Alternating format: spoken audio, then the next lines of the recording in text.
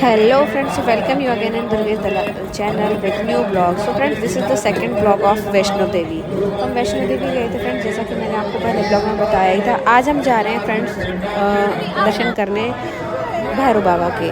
तो भैरव बाबा के दर्शन करने से पहले बहुत ज़्यादा लंबी लाइन लगी हुई थी, जहाँ पर हमें टिकट्स मिलनी थी और हम ये लाइन में खड़े हुए हैं। तो सारे लाइन में जैसे खड़े हुए थे तो हमने सोचा थोड़ा रील वगैरह शूट कर लेते हैं। तो आप देख सकते हैं अर्ली मॉर्निंग हम जाके खड़े हो गए लाइन में और बहुत लंबी लाइन होती है। अगर आप भी वैष्णो देवी जाते हैं और आप फिर भैरव बाबा के दर्शन के लिए जाते हैं तो आप सबसे पहले टिकट्स करा सकते हैं भैरव बाबा जाने के लिए, और आपको उसके लिए 1 आवर और हाफ एन आवर वेट करना पड़ेगा। देन आप जा सकते हैं बैठकर। तो फ्रेंड्स आप देख ही सकते हो यहाँ पर हम सब खड़े हुए थे लाइन में, कितनी लंबी लाइन है आप देख सकते हो। और हम यहाँ लाइन में 4 बजे खड़े हो गए थे और जो हमारा नंबर आया था वो 8:30 से 9 बजे हमारा नंबर आया था। फाइनली हमें टिकट्स मिल चुकी हैं। टिकट्स मिलने के बाद हम अब पैदल जाएंगे भैरव बाबा के लिए, जहाँ पर ऊपर जाना होता है वहाँ पर भी बहुत लंबी लाइन लगी होती है। हम उस लाइन में खड़े हुए हैं, आप देख सकते हो यहाँ पर। और यहाँ पर मेरे साथ एक ट्रेजेडी होती है कि एक बहुत बड़ा मंकी आता है और वो मंकी मेरे मुंह पर बिल्कुल मेरे मुंह से टच होकर भाग जाता है। तो जैसे सब नोटिस करते हैं कि ये सब क्या हुआ था, मतलब वो मुझे ना काटता है ना मुझसे कुछ कहता है, बस मेरे मुंह को टच करके वो यहाँ से निकल जाता है। फिर हम बैठ जाते हैं, जो वहाँ पर आप देख सकते हैं एयर बस होती है, एयर बस में हम सब बैठ जाते हैं और हम जाते हैं भैरव बाबा के लिए।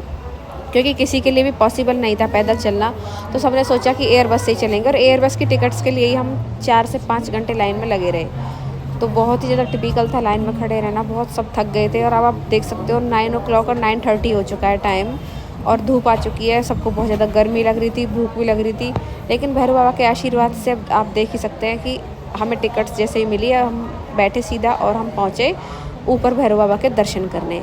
सो फ्रेंड्स, अगर आप भी जाना चाहते हैं तो पहले ही टिकट करा लीजिए, वो ज़्यादा इजी रहता है, क्योंकि बाद में आपको बहुत ज़्यादा प्रॉब्लम फेस करनी पड़ती है। तो एयर बस बहुत ही ज़्यादा स्लो चल रही थी और यहाँ का जो व्यू है वो बहुत ही प्यारा व्यू दिख रहा था।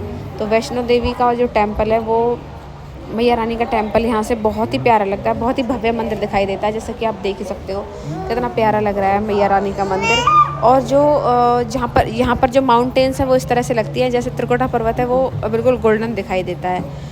तो इस तरीके से आप देख सकते हैं।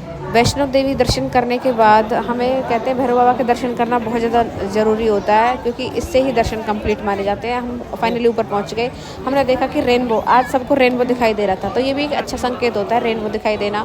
फिर सबको बहुत ज़्यादा भूख लगी हुई थी, सब यहाँ पर इधर उधर घूम रहे थे, तो सबने सोचा कि किस तरह क्या किया जाए। सबने खाना वाना खाया और निकल लिए अपने घर के लिए।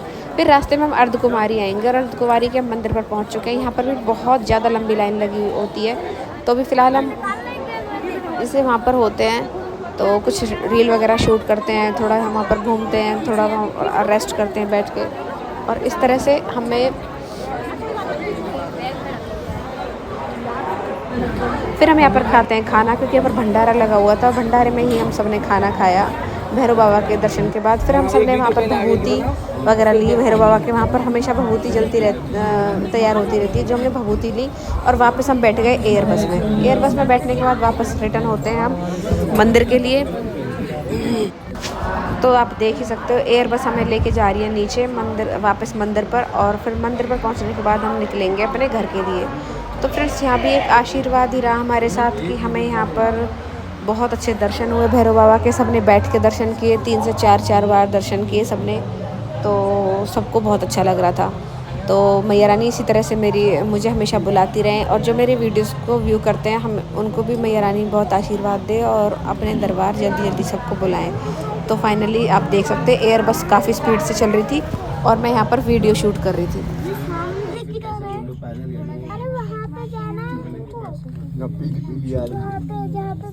इस टाइम में हम लोग कौन सा वाला चला है? ये वाला है ना, 600 का 8 कुमारी के बाद घर है।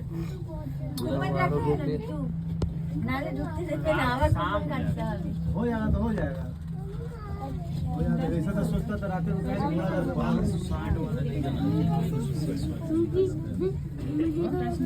चलो ठीक है, चलो ना चलते हैं, चल के देखा चौथा 5 बार सोनिया भी लगा था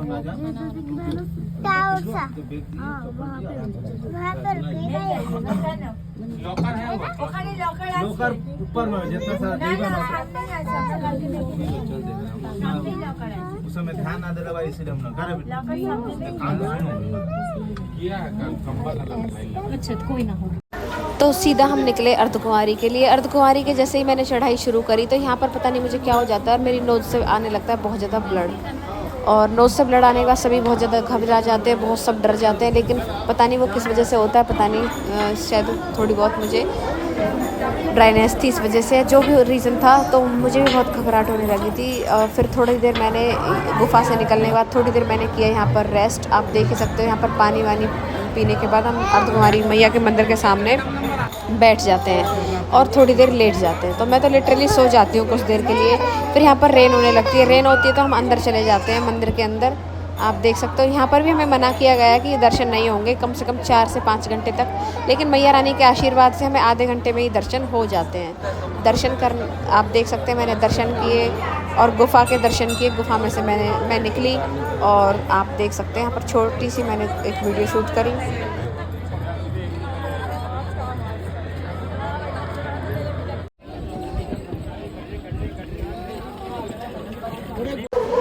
फिर इसके बाद फ्रेंड्स हम सीढ़ियों से उतरना स्टार्ट करते हैं क्योंकि बहुत ज़्यादा सब थक चुके थे। लिटरली इतनी थकान हो रही थी कि सबको ऐसा लग रहा था घर कब पहुँचे और कब सब रेस्ट करें। तो हम सीढ़ियों से उतरते उतरते धीरे धीरे हम चलने लगते हैं। आप देख सकते हैं वेदर कितना अच्छा हो रखा है, बहुत अच्छा वेदर है। और फिर सबको तैयारी करनी थी आगे जाने के लिए शिवखोड़ी। तो शिवखोड़ी के लिए सबको जाना था और सब बहुत ज़्यादा एक्साइटेड थे शिवखोड़ी जाने के लिए। आप देख सकते हो आप कैसा लग रहा है। और आई विश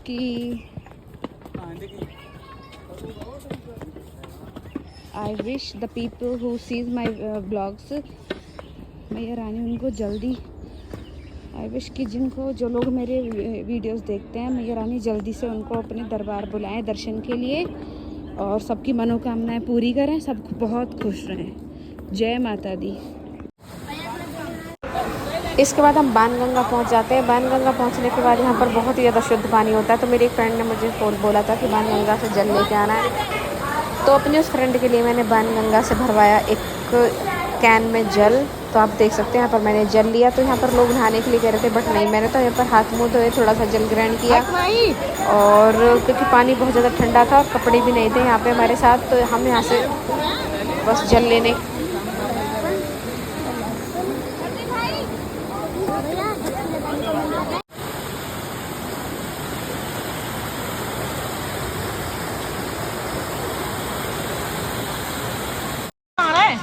वहाँ पे उनका क्या नाम है?